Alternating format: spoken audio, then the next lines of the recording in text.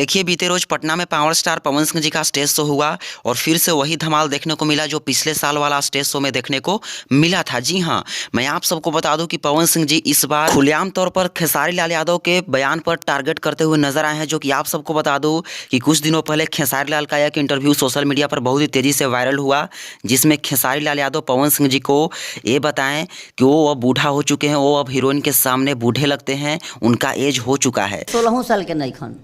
हाँ, अब वो हीरो बनते हैं तो थोड़ा सा एज ग्रुप हो गया है। अब हीरोइन के साथ नाचते हैं तो थोड़ा सा अंकल टाइप। तो उसी बयान पर पावर स्टार पवन सिंह जी ने खुलकर जवाब दिया है खेसारी लाल यादव को।